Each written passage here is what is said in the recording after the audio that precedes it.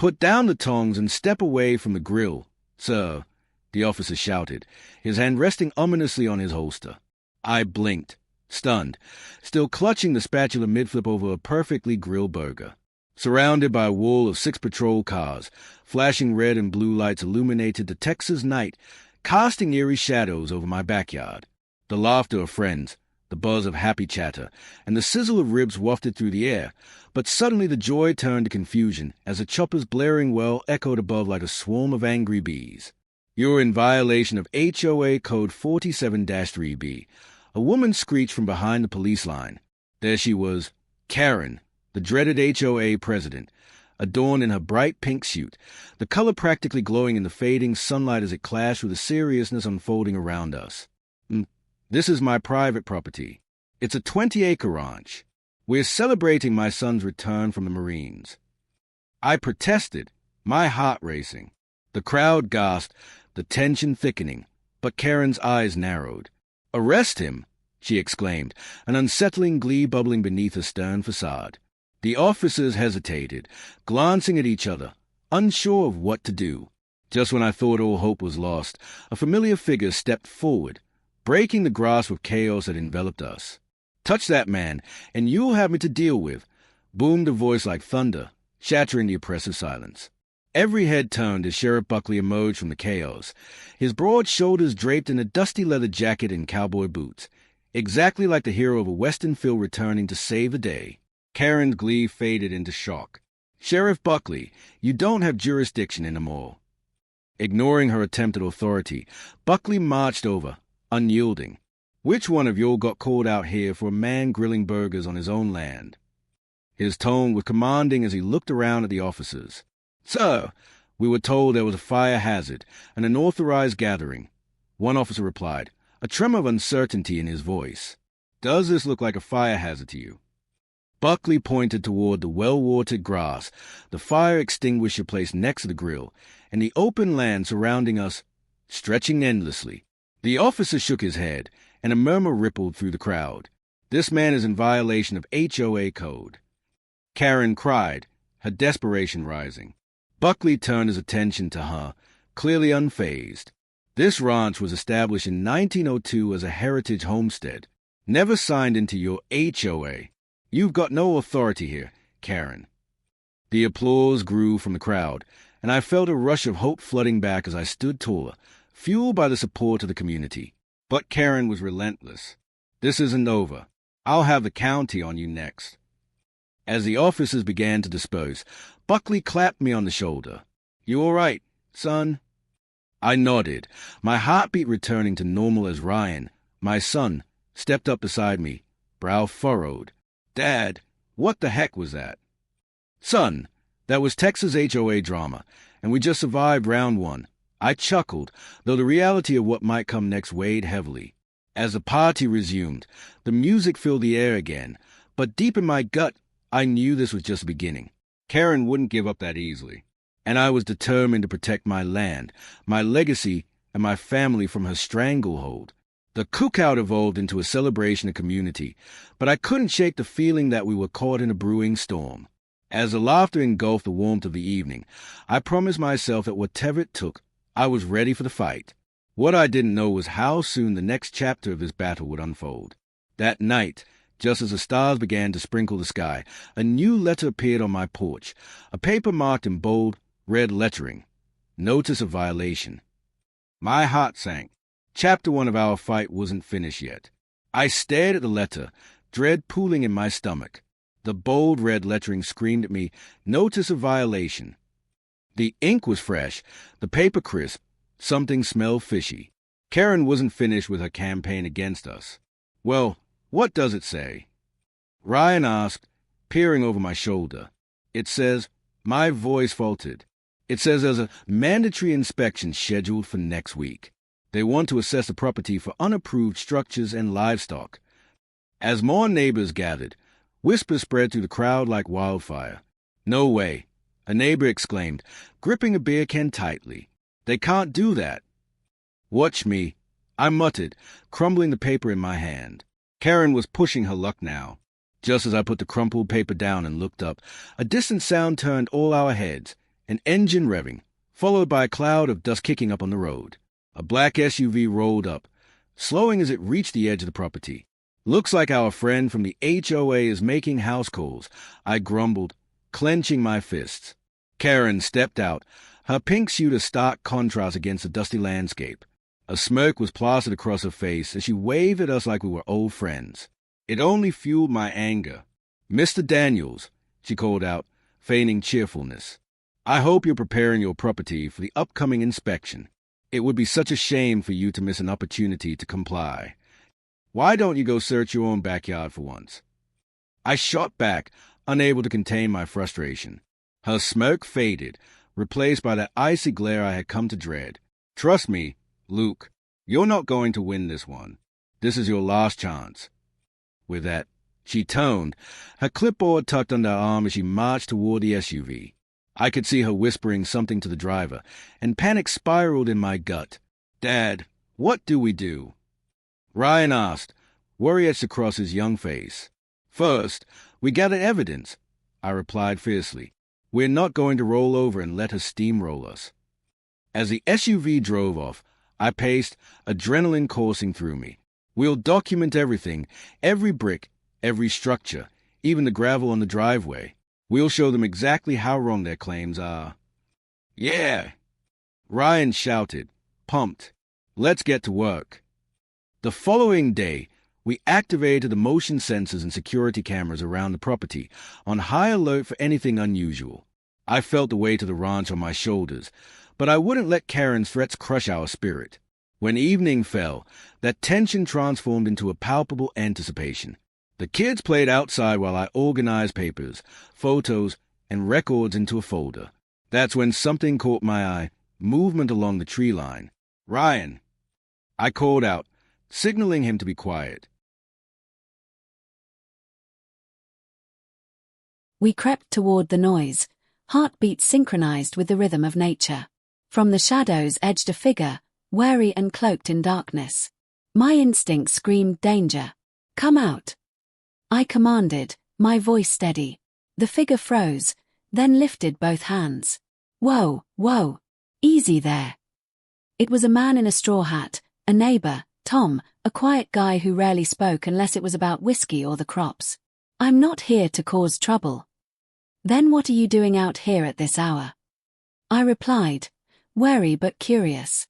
"I saw a couple of cars, with HOA stickers, I think, down the road last night," he said, eyes darting nervously. "They were acting shady. Figured you might want to know." I narrowed my eyes. "What do you mean, shady?" "They've been taking pictures, Luke." I thought it was just the inspections, but now, I don't think so.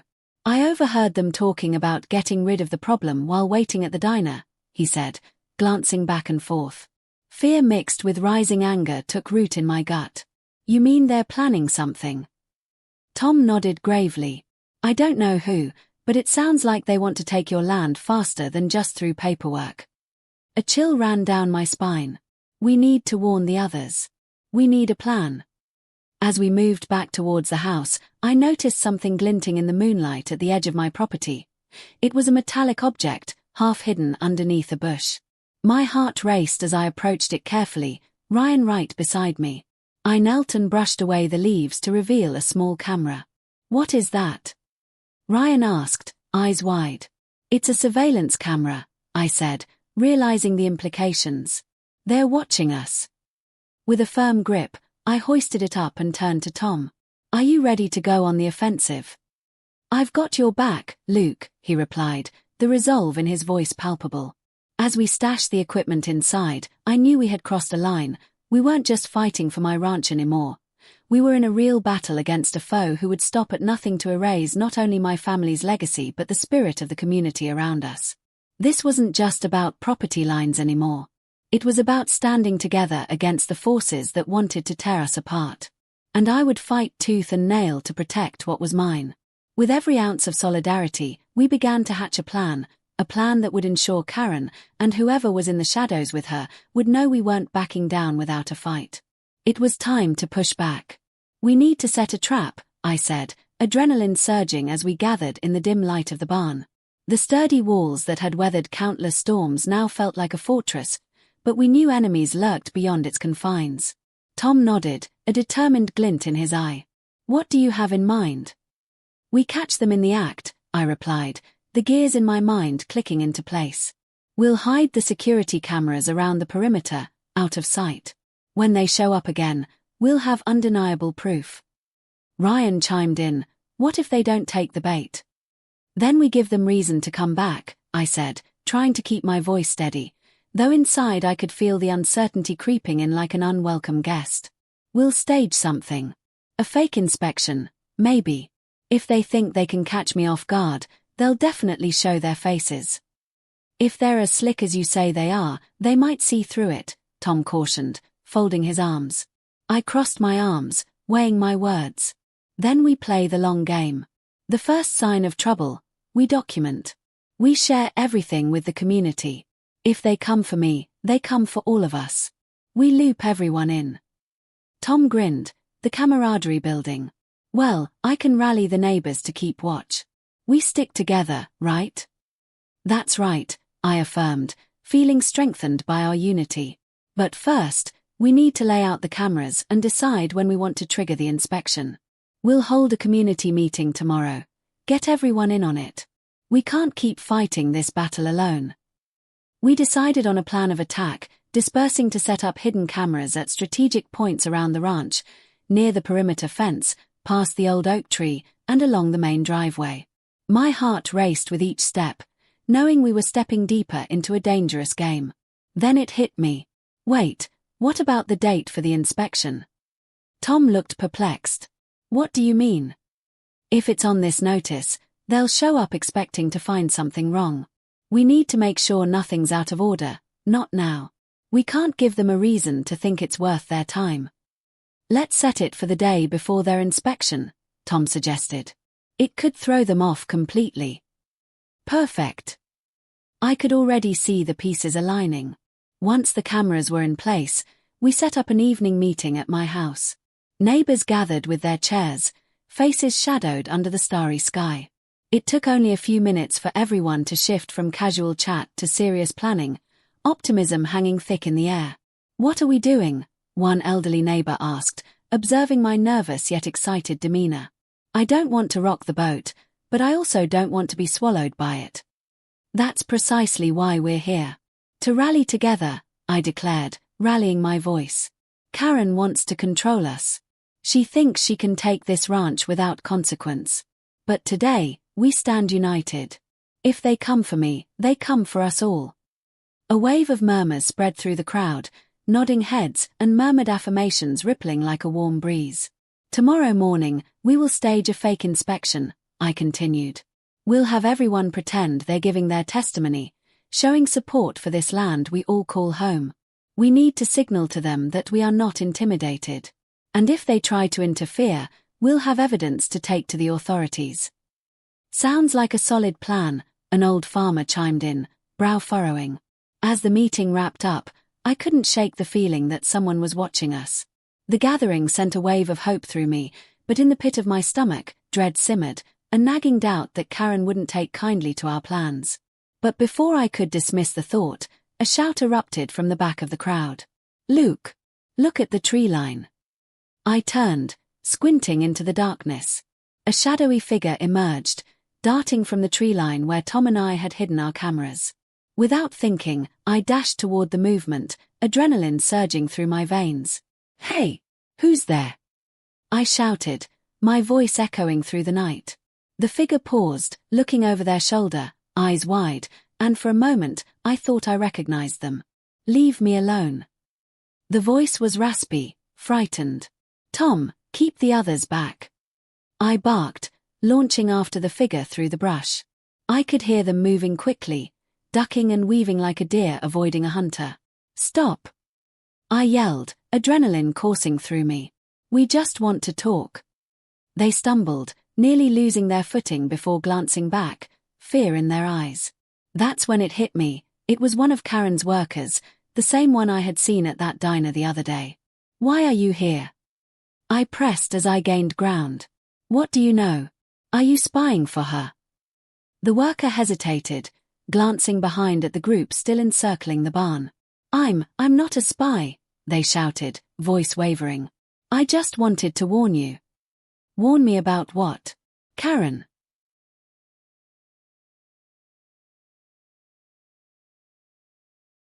They nodded frantically. She's got something bigger planned. She's been working with someone powerful. They want your land, and they won't stop until they get it. They have a lot of money behind them. I paused, processing this new information. Who?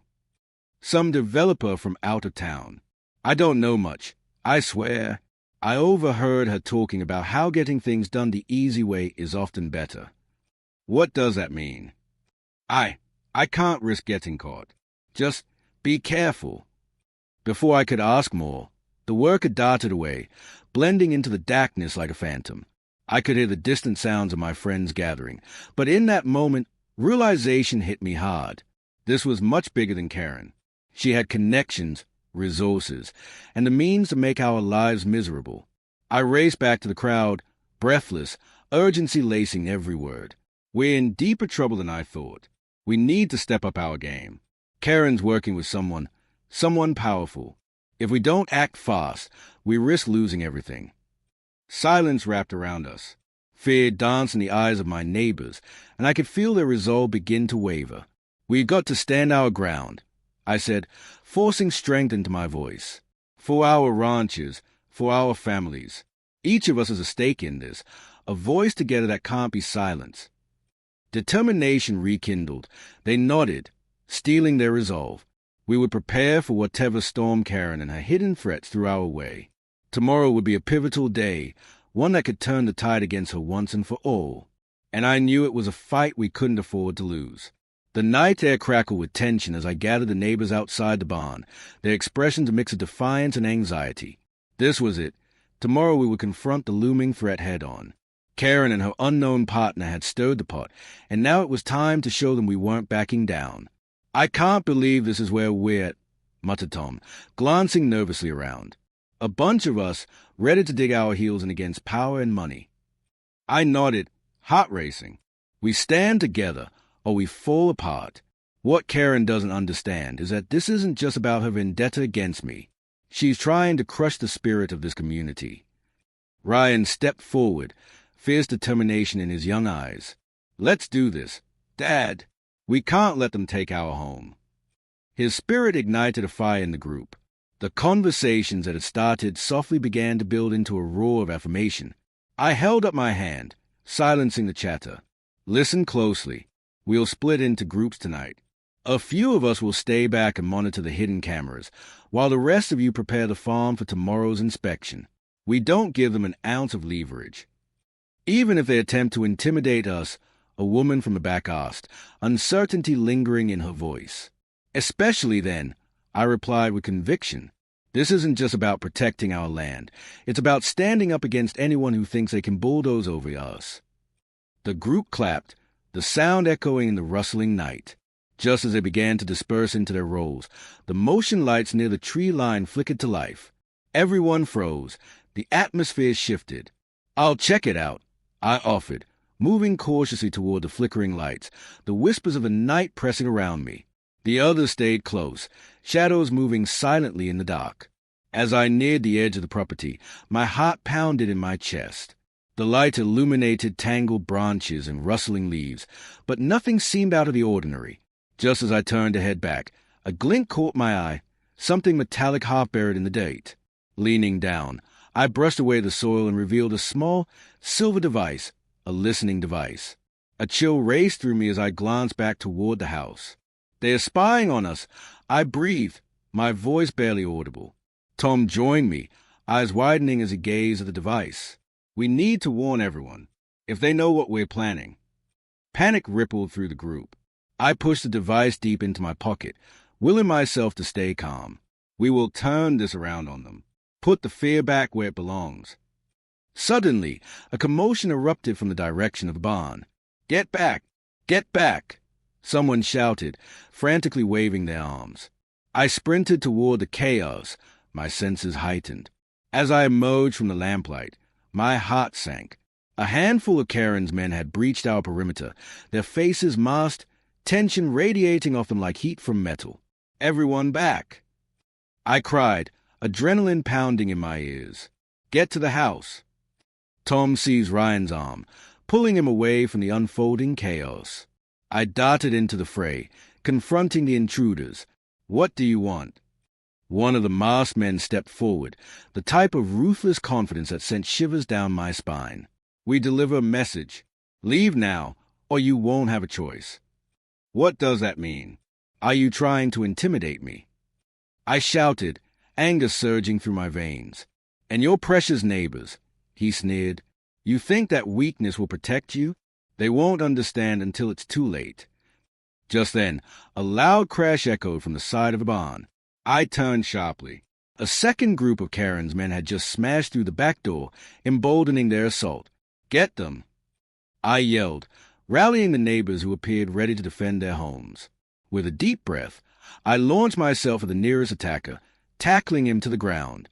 The fight erupted around me, a whirlwind of shouting and scuffling as my neighbors joined the fray, fueled by desperation and camaraderie. I could hear the charged energy in the air, a symphony of resistance against those who threatened our way of life.